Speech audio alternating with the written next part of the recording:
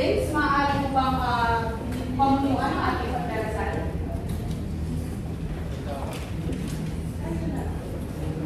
Pangalan ng Ama, ng Anak, ng Espiritu Santo. Ama namin, maraming salamat po sa kanibagong araw ng pag-aaral. Gabayan po ninyo kami upang maging mabuti sa aming kapwa. Turuan ninyo kami ng pag-ugnayan na may paggalang, umunawa sa damdamin at magtulungan bilang sa pamilya sa aming klase.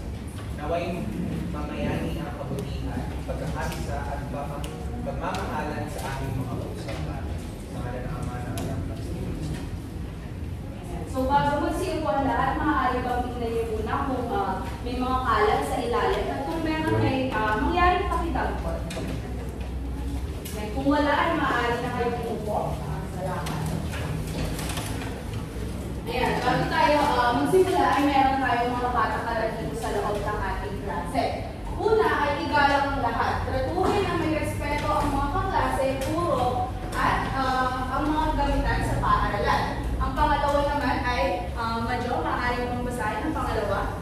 Maging responsable, pumasok na halika, at kung sila mga taktong aralin sa oras at panindigan ng sarili pagkakaroon.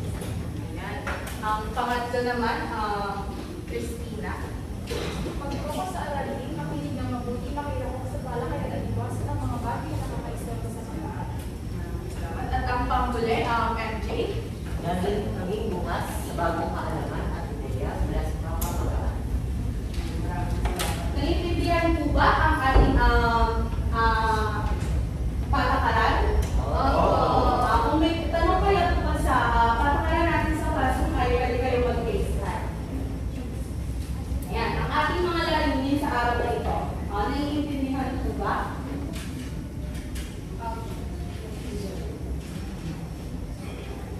Yung iba po, naiintindihan po ba ang lalingin natin? Oo. Ayan.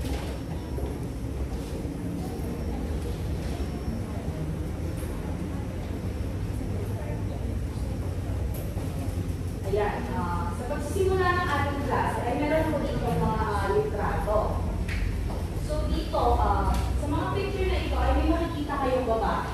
Kilala niyo ba kung sino yung babae sa pictures? Any ideas? Sino kaya yan? Sige Mitch, may idea ka ba kung sino ang nasa larawan? Alam ko kung idea ko sino na sa larawan, pero I-describe ko kung kanina ito ang isang babae na ipapakita. Justia. Ayan, maraming salamat, Mitch. Ikaw, Rika, may idea ka ba kung sino ang nasa larawan? Hindi ko masyadong sigurado, pero based po sa previous knowledge ko po, si Lady of Justice. Ayan, si Lady of Justice. Pwede ba bigyan natin ng tatlong palakpak si Rika? Ayan, si Lady Justice. Sa litrato, may napapansin ba kayo na kakaiba o may pagkakapare-pareho ba ang mga nasa litrato? Yes, David, may napapansin ka ba? Siguro po, yung hawak-hawak ng Justice, parang hindi pa. Parang timbangan na hawak-hawak ni Lady Justice. Iba pa, alam pa ba? Yes, Rika. Lahat po sila naka-blindfold. Alam ko yung Yes, naka-blindfold silang lahat. At dahil naka-blindfold si Lady Justice, alam niyo ba kung bakit? Yes, Madjo. siguro po para maging patas po yung mga naging decision ko. Kasi wala na. Ayan, para maging patas ang mga judgment ni Lady Justice. Dahil nga siya ay Lady Justice. Dapat umiikot sa hustisya ang kanyang prinsipyo. At para mas mapalalim naman natin, usapan natin tungkol sa hustisya sa patas, ay meron akong activity na ibibigay sa inyo.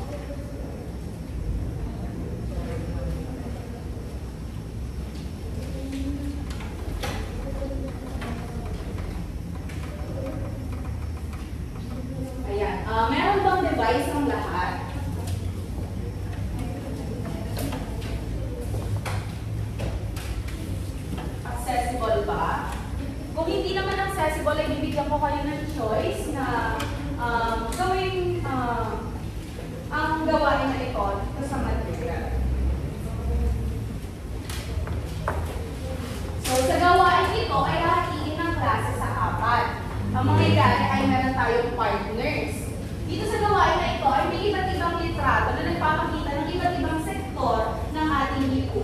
gagawin ninyo ay ilalagay ninyo kung paano ninyo pakikisamahan o itratrato ang iba't ibang tao dito sa iba't ibang sektor nito. Accessible ba ang QR?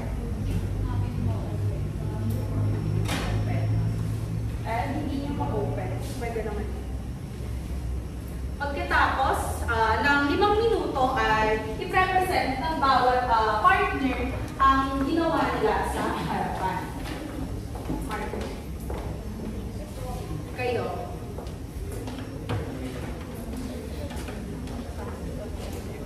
Hindi rin po. Ayaw din. Yes, teacher. I know yung password para makakulit.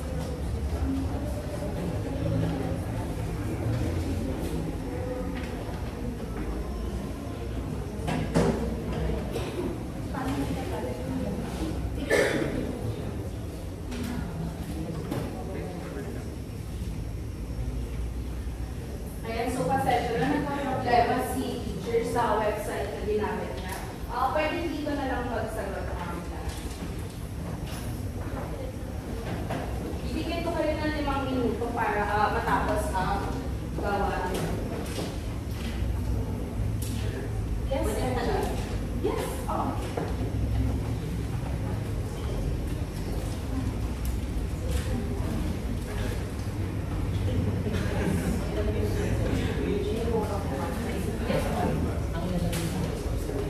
Kung paano nyo po itatrato yung mga tao na nasa larawan.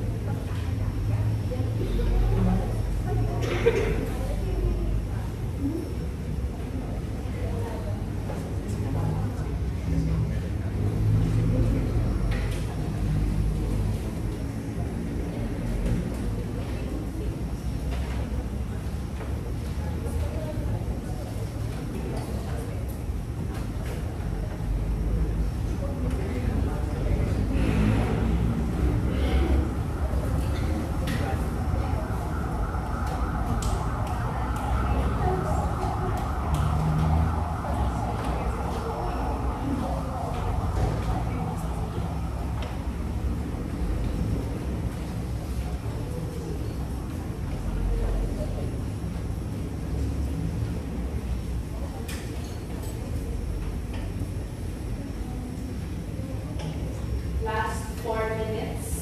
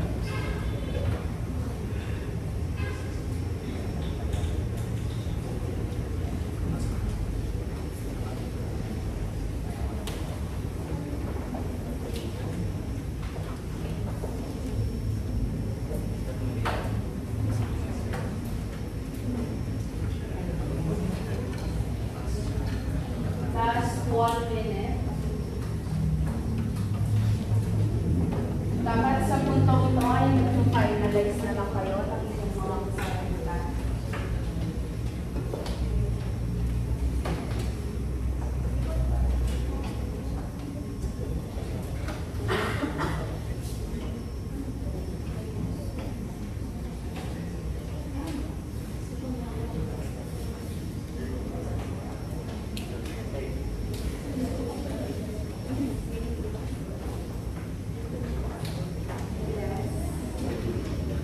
Tapos na ba ang lahat? Ngayon ay dadako na tayo sa ating presentasyon ng inyong mga gawa. Meron ba tayong volunteers kung sinong unang gustong magpakita ng kanilang mga gawa? Yes, MJ and David. So yung sa amin po, ang naibigay sa aming pangkatang mga tao ay mga person with disabilities or PWDs. So binigyan kami ng 4 na cloud kung saan namin nalagay yung mga hakbang kung paano namin sila ipapag. Una, ang pagbibigay ng sumpatsa sa kanila. So dapat maging sensitive tayo sa kanila mga naranasan sa pang-araw-araw ng buhay at kailangan na i-extend namin ang ating pangunawa sa kanila. No? At maging sensitive rin sa mga pananalita. So dapat iniisip rin natin na hindi dapat tayo basta-basta magbitaw ng mga salitang makakasakit sa kanila at makadadagdag pa sa kanilang mga pamilya. Tapos naman po, when it comes naman sa accessibility tapos prioridad, since sa batas po natin ay nabibigay po tayo ng prioridad sa mga DWs, yun po, dapat po natin isama po. Ayan, maraming salamat. Pwede ba natin silang bigyan ng 3 palakpak? Susunod, sino ang susunod? Sino may gusto? Yes, Christine.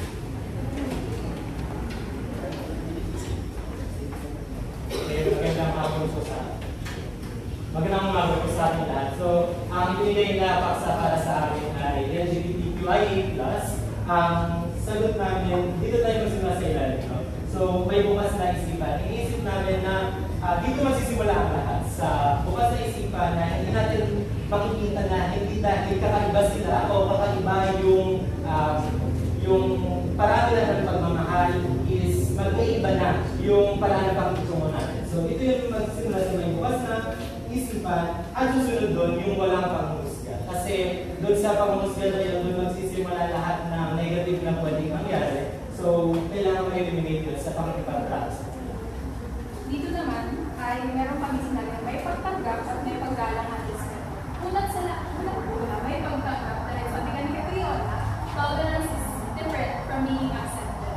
So, for LGBTQA, mas dapat bigyan natin ang isip natin na bukas sa isipan upang tanggapin at of course, dito na tayo nalako, galangin at respetuhin ang mga parte ng LGBTQA pagkat sila rin ay tao na sa lahat ng tao ay dapat respetuhin at hindi ka may pagkakas. Ayan, maraming salamat. Pwede ba natin silang bigyan ng isang yes, galing? Yes, galing. Kayo naman. 1, 2, 3. Yes, galing. Ayan, thank you. Susunod ay sila, ayan, Vince and Mitch.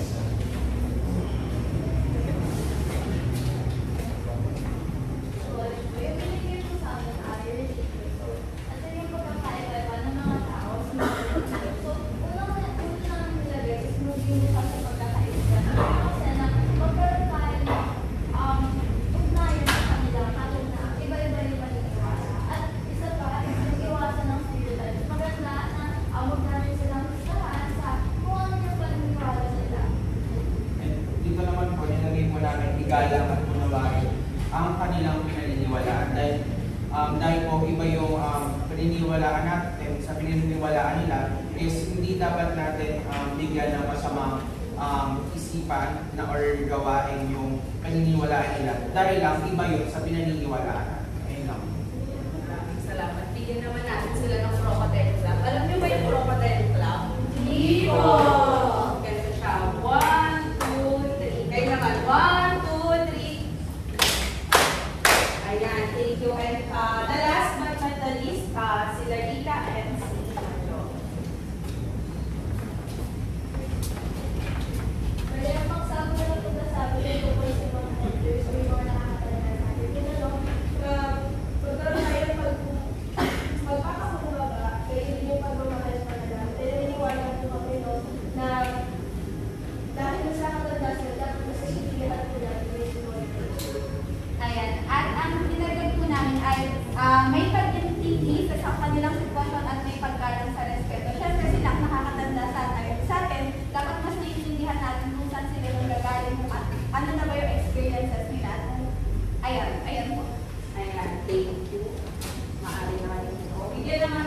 sila ng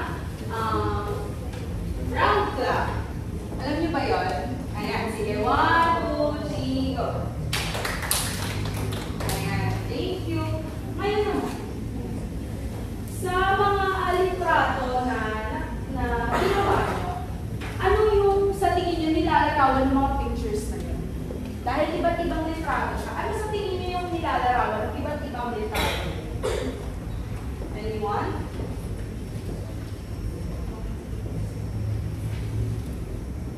Anyone? Yes, Christina. May idea ba tayo? Mula sa aktibidad, makikita namin na ang iba't iba, yun ay iba't ibang sektor, bahagi ng Ayan. Yun ay iba't ibang sektor ng ating lipunan. Maaaring may PWD, may iba't ibang relihiyon, meron tayong LGBTQIA, at meron tayong LGBTs. Marami pang iba. Doon sa ginawa niyong activity, sa palagay niyo, bakit yun yung tamang pakikitungo sa kanila? Bakit kaya? Ibang kamay? Wala bang ibang kamay? Yes, MJ. Bakit yun yung tamang pakikitungo sa kanila? Magandang tanong yan. Kasi, naniniwala tayo na yung mga sektor sa lipunan na nabanggit, sila kasi yung minority or parang tinitingnan natin na, hindi kasi sa marginalized, pero minority ko sila tinuturin. At dapat, meron tayong extra na tinatawag na pagbibigay ng respeto sa kanila. Kasi sila yung mas maraming parang sila yung nadi-disadvantage usually sa mga services ng gobyerno. Minsan may mga tao sa lipunan na hindi sila iniisip o hindi sila pinapriority. So bilang estudyante o bilang isang tao dito, kailangan tayong maging instrumento upang mas ma-empower sila at mas mapahalagahan sila kasi may kanya-kanya tayong hambag sa lipunan at hindi dapat sila kinakalimutan. Ayan, tama yun, no? May kanya-kanya tayong ambag sa lipunan. Pero sa inyong palagay, kahit ba sila yung sinabi nating minority, ay dapat pa rin ba natin silang bigyang tuon sa mga actions natin kahit na yun na nga, sila yung minority? Yes? Marcos. Sa palagay ko, mas dapat nga natin silang bigyan to. Kasi nga, minority sila, kadalasan sila yung nalalagpasan o yung na-overlook. So, mas maganda na sila yung bigyan ng attention. Ayan, kailangan sila yung bigyang atensyon dahil sila yung laging na-overlook.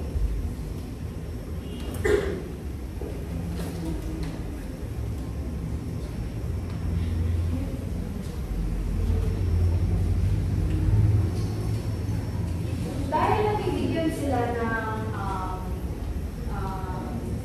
dahil kulang nga sila sa atensyon at lagi silang na-overlook.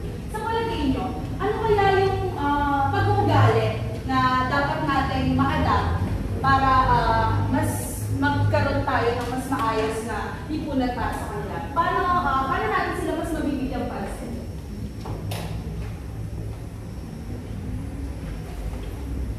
Wala pang idea. Yes, Angie. Ayan, ang isang pag-uugali na dapat makita sa atin sa pagtrato sa mga sektor na ito is pagiging makatao.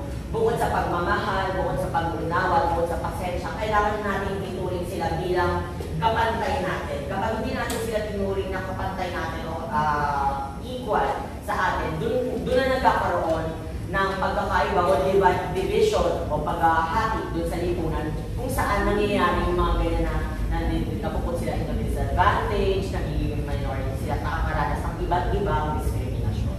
Ayan, so dahil nga nakakaranas sila ng diskriminasyon, kailangan natin ma-adapt yung pagiging pantay at equal natin. Dahil bilang mga estudyante, ay hindi dapat natin ino-overlook yung ibang tao. Ayan. Sa inyong palagay, paano natin mapapanatili yung pagkakapantay-pantay sa ating lipunan? Meron ba tayong mga aksyon na kailangan gawin? Meron ba mga hakbang na kailangan natin i-take? Mitch, may idea ka ba kung ano pwede natin gawin para mapanatili ang pagkakapantay-pantay sa ating lipunan? Parang mas naman ang pinakauna para itin natin na hakbang para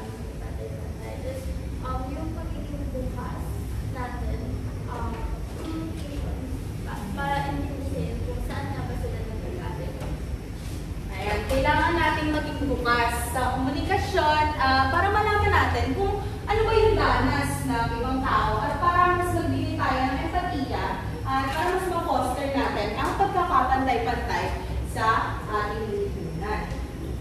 Yan. Ang pagkakapantay-pantay rin o magiging patas ay isa sa mga paraan para bumuo tayo ng mga taong pakikipag-ugnayan. Ano nga ba yung mga taong pakikipag-ugnayan? May idea ba kayo? Ano yung mga taong pakikipag-ugnayan? Yes, Ika. Siguro po, on my own understanding, communication or how you socialize without any prejudice na hindi tayo tumitingin sa kung anong antas or estado ng isang tao sa buhay, kung saan galing, sa anong sektor siya galing, or kung anong klase tao. Ayan, yun, bingo yun, bingo. Ang mga taong makikipag-ugnayan ay ating pakikitungo sa ibang tao na walang bias. Hindi natin kino-consider kung anong kulay nila, anong lahi, o ano man ang kanilang pinanggalingan. Tanong ko lang po, eto po ba mga tao pakikipag-ugnayan, ginagawa po ba siya, binibigay po ba ito sa ating gobyerno? Pwede po ba kayo magbigay ng balita? Ang mga taong pakikipag-ugnayan ay binibigay natin sa ating kapwa. Ito ay isang bagay na pinagsisimula ng magandang komunidad pero hindi siya pinoprovide ng gobyerno. Maaaring may mga sektor ang gobyerno na para makabuo tayo ng mga taong pakikipag-ugnayan pero ito ay nanggagaling sa isang individual. Bakit nga ba sa isang individual nanggagaling ang mga taong pakikipag-ugnayan? Dahil ang mga taong pakikipag-ugnayan ay nagsisimula sa sarili. Ito ay respeto. Manggagaling sa yung respeto na ibibigay mo sa ibang tao. Yes? Teacher, yung gobyerno po ba natin ay hindi nakakatulong sa bata sa mga taong pakikipag-ugnayan? Ayan. May mga sektor ang gobyerno natin na nakakatulong sa pagbuo ng mga taong pakikipag-ugnayan tulad ng ating pulisya, ng ating yung justice system natin ay ang justice system natin ay layuning makabuo ng mga taong pakikipag-ugnayan at patas na ugnayan sa lahat. Meron po ba tayo iba pang katanungan? Naiintindihan po ba natin kung ano ang mga taong pakikipag-ugnayan? Oo. Ayan.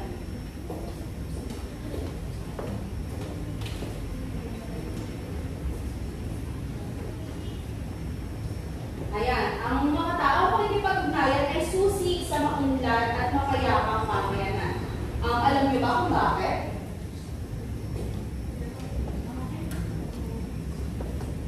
May idea ba kayo bakit naging susi ang mga taong pakikipag-ugnayan?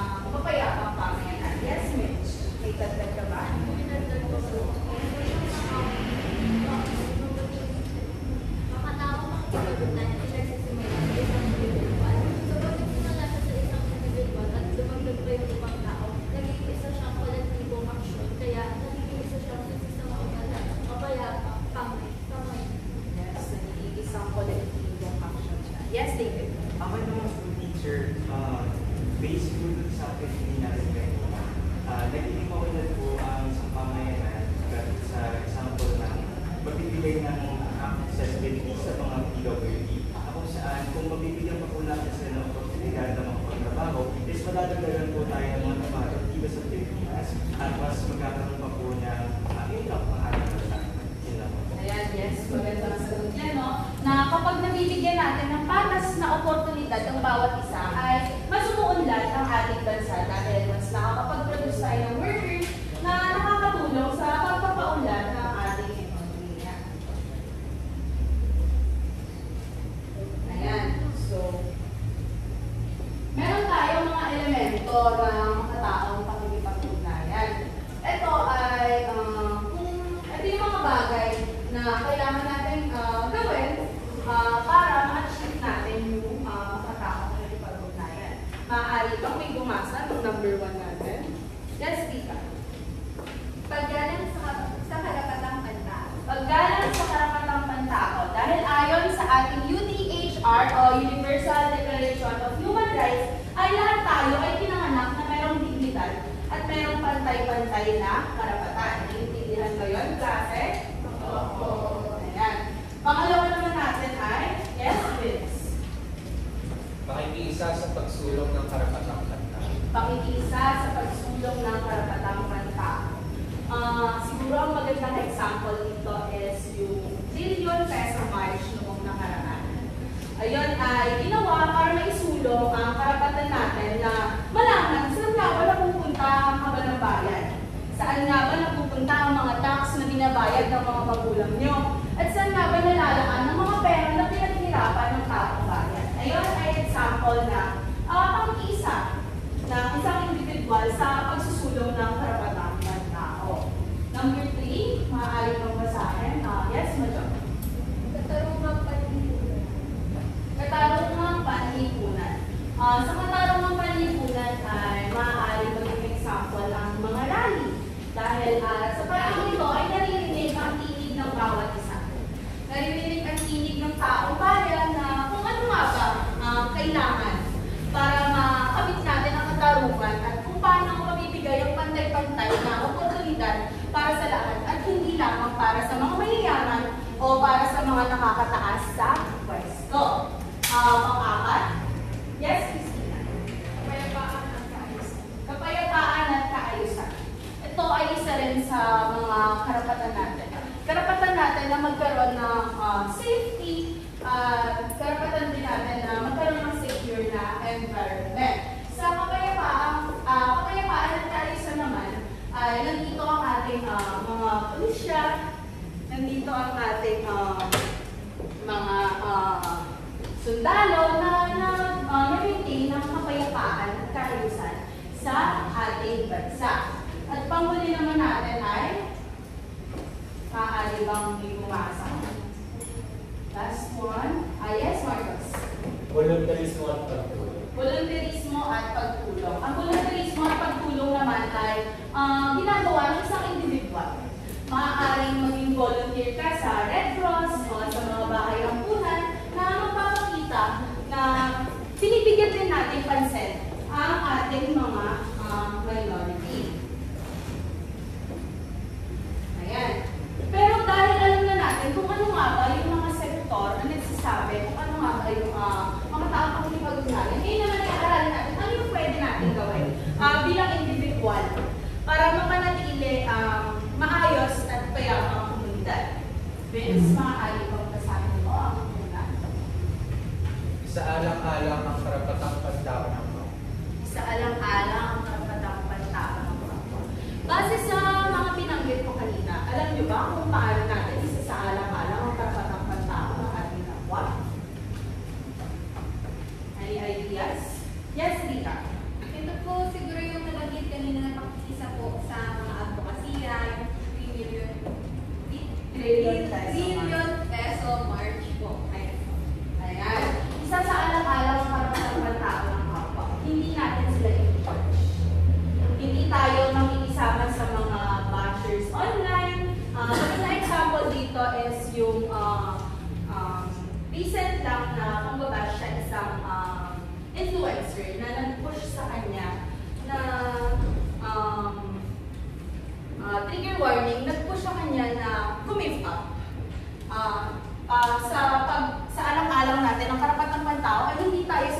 sa ganitong klase ng mga pambubuli o ganitong klase ng mga action. Pangalawa natin ay, maaari mo sa akin. Yes, Vince. Iwasan ang pagiging makasarili at hubugin ang pagmamalasakit sa kapwa. Ayan, pagmamalasakit sa kapwa. Maaari itong gawin natin sa araw-araw nating pamumuhay. Maaari may nakasalubong tayo, o maaari may nakita tayo sa daan na nangangailangan ng tulong, ay magbibigay tayo kung ano ang ating nakakaya. Number 3, ay maging patas at makatarungan sa pakikipag-ugnayan. Hindi tayo manlalamang ng ating kapwa. Bakit nga ba hindi tayo manlalamang ng ating kapwa? Makatarungan ba ang panlalamang? Hindi. Ayan. Hindi makatarungan ang panlalamang ng kapwa. At pinipigilan natin sila na magkaroon ng pantay na oportunidad sa atin kapag naglalamang tayo. Mitch, maaari mong basahin ang number 4. Sumunod sa alintuntunin ayon sa tamang katwiran. Sumunod sa alintuntunin ayon sa tamang katwiran. Naranasan niyo na bang hindi ayos? Teacher, matagal na po kayo nagtatrabaho bilang. Yes? Oo. Meron po kayong experience na hindi na po naging makatao yung trato ng mga Minsan, meron tayong mga kapwa na hindi patas ang pakikibulong sa atin.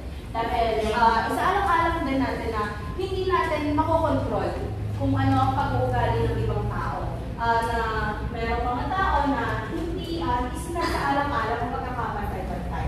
Ngunit hindi porket hindi sinasaalang-alang ng ibang tao ang pagkakapantay-pantay, ay kakalimutan na rin natin kung paano maging pantay-pantay. Na kahit hindi maayos sa pakikitungo ng ibang tao sa atin, ay maaari pa rin tayo maging patas at maging mabait. teacher. Pwede po ba kayo magbigay ng specific na example? Sige, specific na example. Alam ko magaling ang aking klase ngayon eh. Alam ko matatalino ang klase ko. Kayo ba? Naranasan niyo na ba na merong hindi magandang pakikitungo sa inyo pero naging mabait pa rin kayo? Anyone? Alam ko magagaling ko sila eh. Anyone?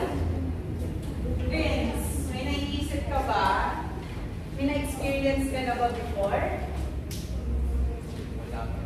Wala pa. Wala kang na-experience si Vince. MJ, may na-experience ka na ba? Yes. Ayan, meron na-experience MJ. So, may pagbabahan mo lang. Noong high school kasi, nagkaroon ako ng ganung situation na sa akin siya nagkaroon ng kasalanan. Tapos, in the end, of course, ako yung naging bigger person. Tapos, ako syempre, nag-extend ako ng pangunawa sa kanya kung bakit niya nagawa. Piliin ko unawain yung side niya, ng objective point of view. Naging balance yung pagtingin ko dun sa nararamdaman ko at nararamdaman niya. Pero hindi din. Naging fair din naman ako sa sarili ko kasi mas pinili ko pa rin na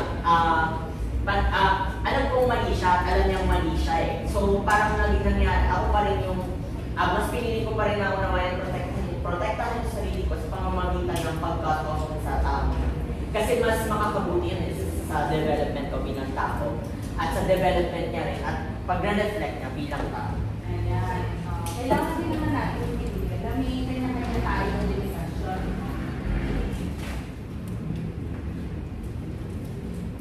Ayan, bigay naman na din tayo ng limitasyon. Yan. So, alam na natin kung ano ba yung mga pamamaraan na maaari natin gawin para ma-foster natin ang mga tao makikipag-ugnayan. Ngayon ay para ma-apply natin sa ating mga sitwasyon ay meron tayong activity.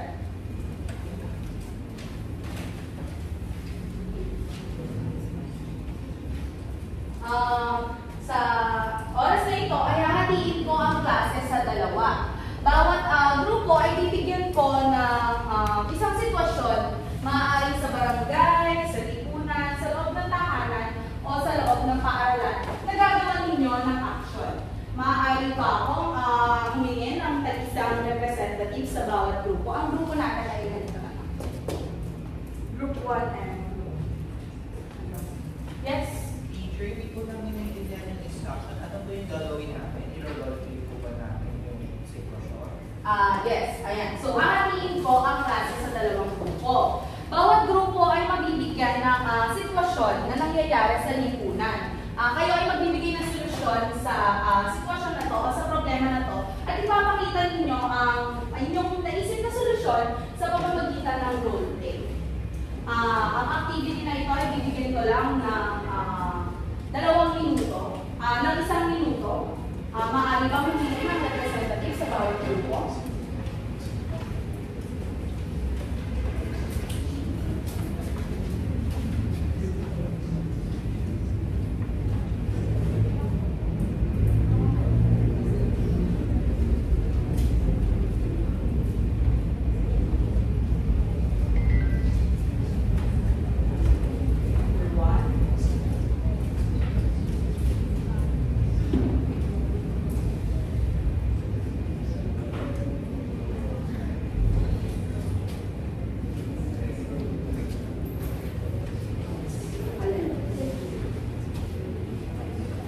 Maaari na kayo bumalik sa kanya-kanyang grupo at magtulong kung ano ba ang gagawin ninyo sa problema mo.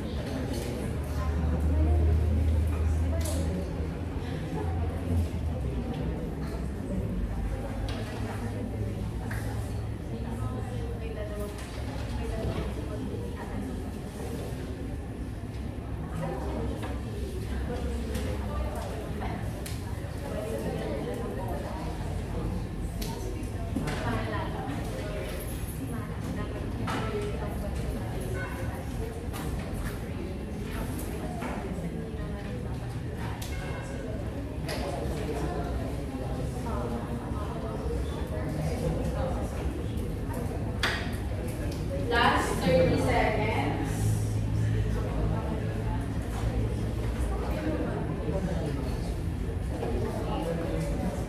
20.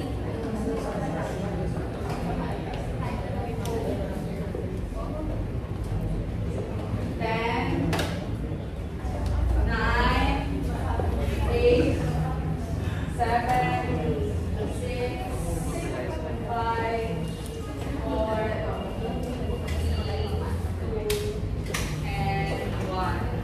Time is up. Mangyari na ayusin na ang ating mga ayan, sinong grupo ang mauna? Bato-batobi? Sige, bato-batobi. May representative ba tayo? Isang bagsak lang. Ayan. Group 2.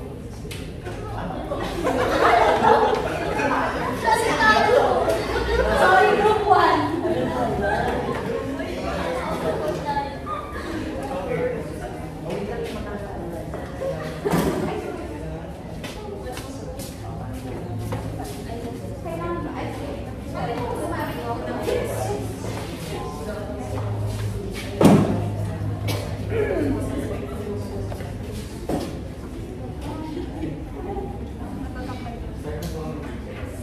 Hoy, tanda! Umalis ka nga dyan sa daan. Daan na niya ng tao, tapos diyan ka nagtitinda.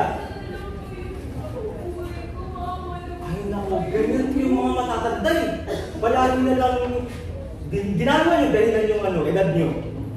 Mga kasi sa mga Kuya, huwag ka naman ganyan. Pwede mo naman kausapin ng maayos si nanay. Buti sana, kayo na agabyado. Pwede naman kung mag-usap ng maayos. Baka po pwede hanapan po muna natin sila siya ng pwesto na pwede niyo pong paglipatan. Sige, kung makakahanap kayo ng paglilipatan, go lang. Ang bigat-bigat yung mga paninda ni nung nanay. Hirap na hirap Kaya naman. nga, Si eh. nanay, baka naman Magkikawalain ka naman. Wala ka bang lola? Halika man, nanay. Okay lang po ba kayo? Ayan, dito po tayo sa mas malinis at mas safe na lugar kasi sa...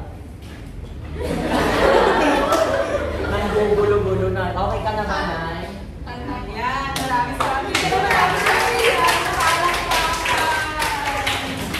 Ayan, very good. So, nakita natin na tinulungan nila yung matanda. Imbes na basta-basta lang palayasin. Yes, group 2. It's your time to shine.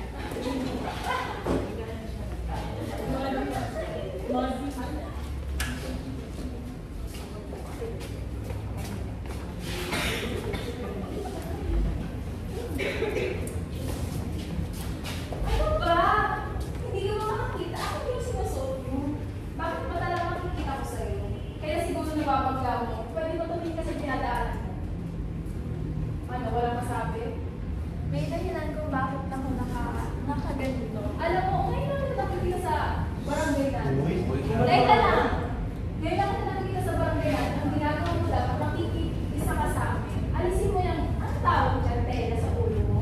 Ano yan? Alam ba kasi? Tama ba? Ano, Muslim po kayo, ano? Kasi nasa parte yun ng religiyon nila. At saka, bakit po masyado kang okay? Hindi. Kasi komunidad natin to, dapat makikisa siya sa atin. Kailangan nating malaman na hindi lang dapat na pagkit tayo yung masarami, sila tayo na tama. So, tayo magkakasya. May iba silang paniniwala. Di ba, no? Tapos kung ikaw naman yung nasa posisyon mo, gusto mo bang gawin din sa'yo yung ginagawa ko sa kanya? O sa amin, ikaw lang nakasalamin kapag ginanyan ka namin. O ano? Di ba? Hindi naman. O. Kasi may iba silang pangangailangan. Bukod sa ito, tayo ang dapat umintindi sa business. Tama?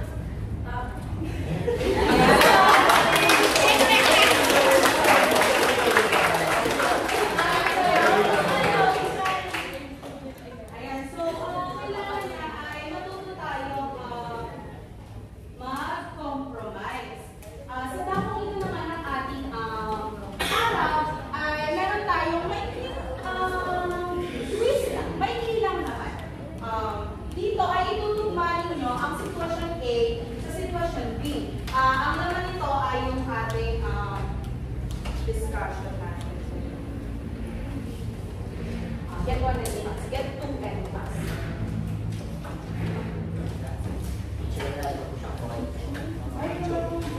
Ako comment ko, Ayan. Sige. Ayan. Kapakita tayo ng mga taong pakikipag-ugnayan. No? Wala ka rin boyfriend.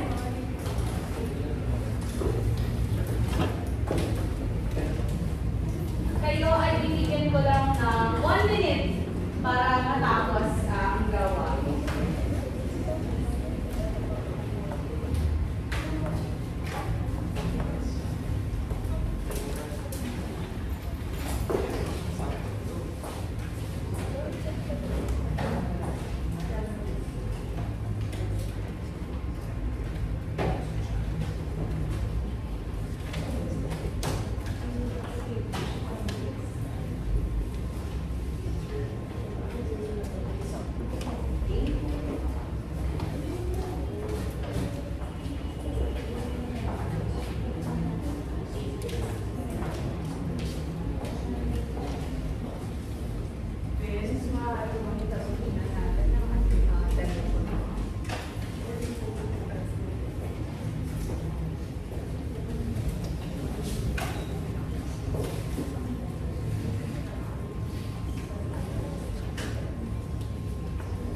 Last 13 seconds.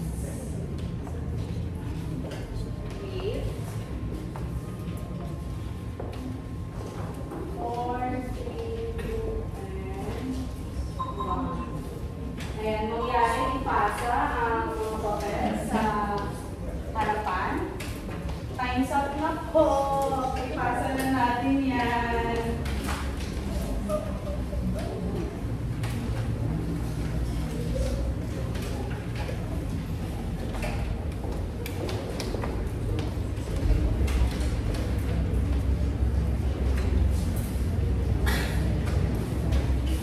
Time's up na po.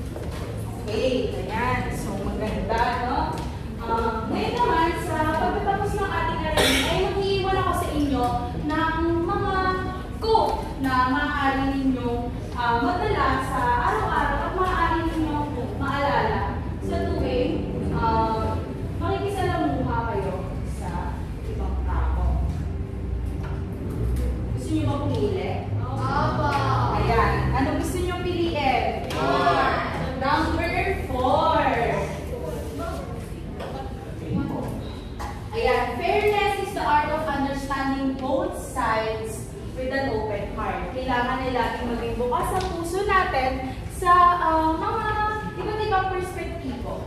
At kailangan ay lagi natin iniintindi kung ano nga ba yung danas ng isang tao.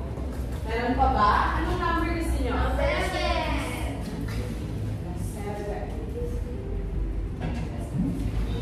Ayan, the spirit of fairness is nothing less than respect for the dignity of all.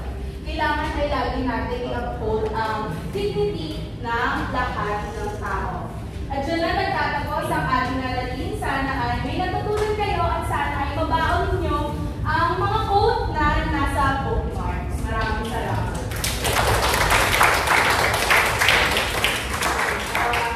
Because of the lack of time and our participants are already waiting outside, we would like to request our evaluators to please video yourself with the